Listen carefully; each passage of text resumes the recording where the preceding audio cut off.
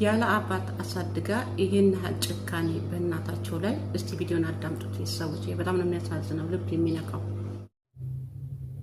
በጭስ አይደለም አንገቷ ስለ የነበረው መርፌ ምንድነው? እውነቱ መርዝ ነው። በቃ መርዝ ወግቻት አንተ ነው ወጋት። እውነታው ነው። እሱ ነው ወጋት። በአንገቷ መርፌ ወግታታል። መርፌውን ከየት አመጣችሁት? ያው እሷ ነርስ ነገር አይደለች የምትሰራው መርፌ ራሱ። እንዴት አድርጋችሁ ገደላችኋት ተብለው ሲጠየቁ የመርዝ መድኃኒት ወቅተናት ነው የሞተችው። መድኃኒቱን ከየት አመጣችሁ ሲባሉ እናታችን ነርስ ነበረች። ሳትሞት በፊት ስለ መድኃኒቶች ታወራን ነበረ። ይሄ ጤነኛ ሰው ከተወጋ ወደ ሞት እንደሚያደርሰው ታወራን ነበረ እና አንዳንድ ጊዜ ደግሞ ስራዋ ቦታ ማለትም እሷ ነርስ ናት፣ ስራዋ ቦታ ድረስ እንሄዳለን ያለውን ነገር ታጫውተን ነበረ እና በጣም የሚያሳዝን አንድ እናት ልጆቿ እንዲያውቁላት ትልቅ ደረጃ እንዲደርሱ የሚጠቅምና የማይጠቅመውን ነገር በመንገሯ ለሷ ህይወት መጥፊያ መሆኑ በጣም ነው የሚያሳዝነው።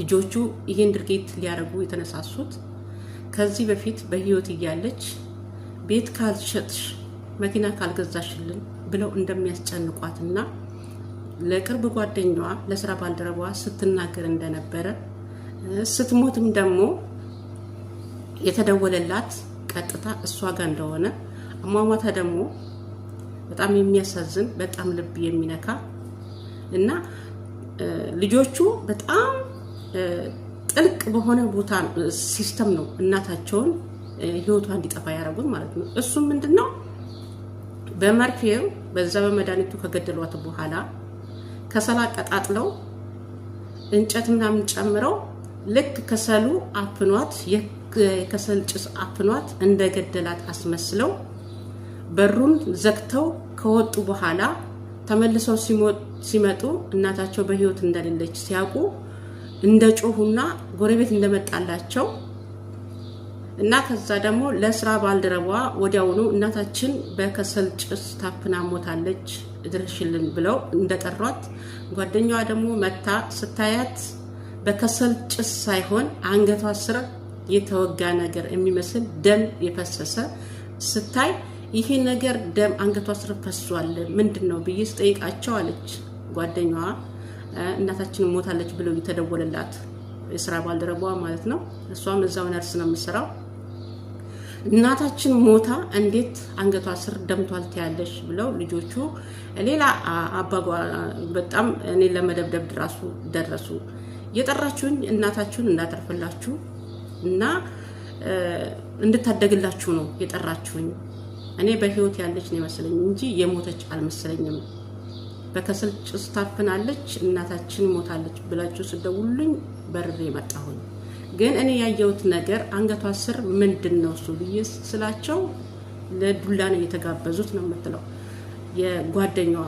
በጣም የሚያሳዝን ይህን አክል እናትን ያለ አባት ያሳደገቻቸው ልጆቿን ዛሬ እንደ ጠላት ለቤት ለንብረት ተብሎ እናታቸውን ህይወቷን እስከ ማጥፋት ድረስ የተደረሰበት በጣም የሚያሳዝንና በጣም ልብ የሚነካ እኔ ምን እንደምላችሁ ራሱ አላቅም። ከአንደበታቸው ቢሰማ የመጨረሻ የሚዘገንን ምን ጊዜ ላይ ነው የደረስነው የምንልበት ሰዓት ላይ ነው ያለነውና እኔ በጣም ነው ያዘንኩት። ያንዳንዱ ድርጊት የፈጸሙትን ሲናገሩ እውነት ልጆች ናቸው ወይ? እውነት ለንብረት ብለው ነው እናታቸውን ይሄን ያህል መንገድ ተጉዘው ህይወቷን ሊያጠፉ የቻሉት ብዬ ነው ያሰብኩት እንደራሴ ማለት ነው። በወቅቱ ያቺ ጓደኛዋ አስክሬን እንዲመረመርልኝ ፈልጌ ነበረ። በፍጹም ጎረቤት ደግሞ ተብሎ ሲገባ ቤት ውስጥ እውነትም ጭስ በጭስ ነው ጭስ አፍኗት ነው የገደላት ብለው ስለደመደሙ ሬሳ ወዲና ወዲ የምታንገላቸው አንቺ ምንድነሽ ብለው ስላሉኝ እኔ ከነሱ ውጪ መሆን ስላልቻልኩኝ ያለ ፍላጎቴ ነው የስራ ባልደረባዬ የተቀበረችው እና ከ6 ወር በኋላ ነው ይሄን ነገር ለምን እውነቱ አይወጣም ማለትም ስለ ልጆቿ ታጫውታት ነበር። ስለዚህ ለጓደኛዋ ልጆቿ ብዙ ጉዳት እንደሚያደርስባት ከዚህ በፊትም ሳትሞት በፊትም አንድ ልጇ ጠጥቶ መጥቶ እንደደበደባትና ሐኪም ቤት ድረስ እንደገባች ለምንድነው ይሄ ነገር የተፈጸመብሽ ለምንድነው እንደበደቡሽ ልጆችሽ ብዬ ስጠይቃቸው ቤት ካልተሸጠ እያሉ መኪና ካልገዛችልኝ ብለው ምንም እረፍት ነስተውኛል ብላ ስትነግረኝ ነበር አለች ጓደኛዋ ማለት ነው። በጣም የሚያሳዝን ነገር ማለት ነው። እና ልጁ አሁን ላይ ደግሞ ሲናገር በወቅቱ ያን ጊዜ የደበደብኳት ተረርታ ቤቱን ሸጣ መኪና እንድትገዛልን ነበር፣ ግን እሷ ልትረዳን አልቻለችም። ገዳዩ ማልፍ የወጋት ልጇ ማለት ነው። እና ይሄን ያህል ጭካኔ ለምን አስፈለገ ብሎ ሲጠየቅ በቃ ቤቱን አልሸጠችም፣ እኛ የፈለግነውን ነገር ስላላደረገችልን ምን ታረግልናለች? እንዲሁ ነው ባፉ ሙሉ ምን ታረግልናለች? አባታችሁ አለ ሲባል አባታችን በስም ነው እንጂ አባታችን አናቀውም። በህፃንነታችን ነው ያረፈው። እኛ ስሙ ነው እንጂ አናቀውም። እሷን ያሳደገችን። ታዲያ ይሄን ያህል አሳድጋ ለዚህ ደረጃ ያደረሳቻችሁን እናታችሁን በዚህ ጭካኔ በተሞላበት እንዴት ትገሏታላችሁ? በቃ የኛን ነገር ስላልፈጸመችልን መሞት አለባት እንደዚሁ በቃ ምንም ቁርጥ ባለው ነገር የኛን ሐሳባችን ጓደኞቻችን መኪና አላቸው፣ ትምህርት ቤት የሚሄዱት በመኪና ነው፣ እኛ የምንሄደው በእግራችን ነው። ደጋግመን ጠየቅናት፣ መኪና ግዢልን፣ ቤቱን ሽጪ ብለን ስንጠይቃት እሷ ምላሿ ጥሩ አልነበረም። አልሸጥም፣ ሸጬ ደግሞ ወዴት ነው የምገባው ትለናለች። እዚህ ጋር እናት ትክክል ነው ሐሳቧ። ገንዘብ በቂ ገንዘብ ካላት ልታረግ ትችላለች። ማንም ሰው በቂ ነገር ካለው ለልጆቹ ምንም የማያረግበት ነገር የለም። ግን እዚህ ጋር ማረፊያ የሌለው ሰው ቤቱን ሸጦ ወዴት ነው የሚደርሰው? እና የነሱ የራሳቸውን ሐሳብ ብቻ ነው ያሰቡት። የጓደኞቻቸው መኪና ስለነዱ ስለያዙ እነሱም እንደ ጓደኞቻቸው መኪና ይዘው በመኪና መሄድ ነው የፈለጉት። ለምን አርቀው አለማሰብ ይሁን ብቻ አላቅም። በጣም ነው የሚያሳዝነው ይሄ ነገር። ከሞተች ከ6 ወር በኋላ ነው እውነቱ ይወጣላት። አንዳንዴም እውነተኛ ጓደኛ እየኖር አንድን ሰው ገሎ በሰላም መኖር አይቻልም። ንብረትም እንወርሳለን የሚባለው ነገር በፍጹም አይቻልም። እነኚህ ልጆች እሷ ከሞተች በኋላ እንግዲህ 6 ወር ነው እነሱ እንዳሰቡት ቢሆን ኖሮ ወዲያውኑ እሷ እንደሞተች ቤቱን ሸጠው መኪናቸውን ለመግዛት ነበር ያሰቡት። ግን መኪናውም ሊገዛ አልቻለም። አንደኛ ቤቱን ለመሸጥ ትክክለኛ አባቱ መኖር አለበት። እዚህ ጋር ቤቱን ለመሸጥ ስንፈልግ አለ ልጁ ማለት ነው የተጠየቅነው ብዙ ጥያቄዎች አሉ። እሱን ጥያቄዎች ማሟላት አልቻለም። የቤቱ ባለቤት የታለ ተባልን፣ የቤቱ ባለቤት የለም። እንደገና ውርስ ተባልን፣ የውርስ ወረቀትም የለንም።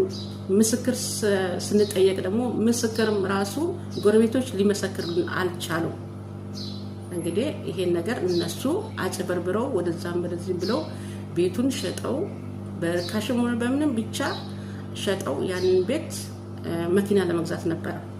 ግን እግዚአብሔር ያለው ነገር ነው የሚሆነው። እውነታው ወጣና እነሱ መኪና ሳይገዙ ያሰቡ ሳይሳካላቸው የእናታቸው ደም የውሻ ደም ሳይሆን እውነቱ ወጥቶላት ዛሬ ልጆቹ እስር ቤት ገብተዋል ማለት ነው።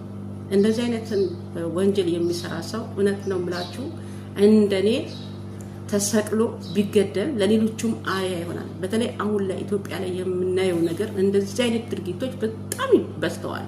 ሚዲያ የምትከታተሉ ከሆነ በጣም በዝተዋል። በቃ ከዚህ በፊትም ቪዲዮ ሰርቼ ነበረ። እነሱም 2 ወንድማማቾች አባታቸውን ገለው የትም ሜዳ ላይ ጥለውት ለውሻ ማለት ነው።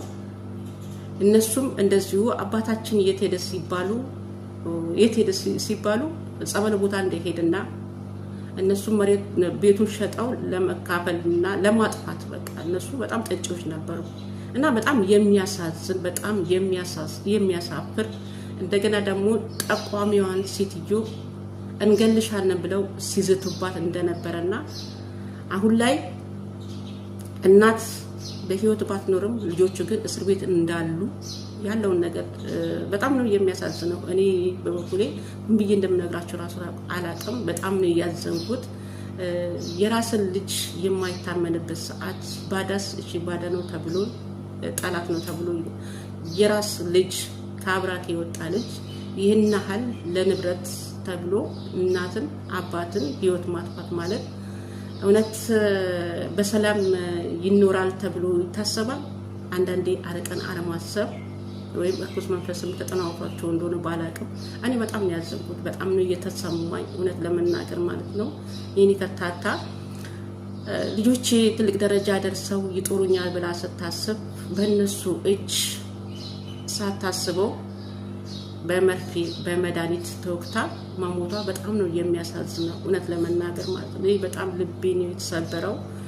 በተለይ ከአንደበታቸው ሲሰማ እውነት በቃ ዝግንን ነው የሚላቸው። በጣም ነው የሚሰቀጥጣቸው እውነት ለመናገር ማለት ነው። ውድ ቤተሰቦቼ እባካችሁ ከእንደዚህ አይነት ነገር ራሳችሁን ተቆጠቡ፣ ወደ ራሳችሁ ተመለሱ፣ እንደው ጸሎት አድርጉ እና ልጆቻችሁ አንዳንዴ የማይሆን ጸባይ ሲያሳዩ ማለት ነው ቤተሰብ ጥንቃቄ ቢያደርግ፣ በተለይ በንብረቱ ዙሪያ ህይወት እያስጠፋ ስለሆነ እባካችሁ ቤተሰቦችም ጥንቃቄ አድርጉ። በእውነት በጣም ነው የሚያሳዝነው። ሰላማችሁ በያላችሁበት እንደምድራሹ ብዝት ይበልልኝ።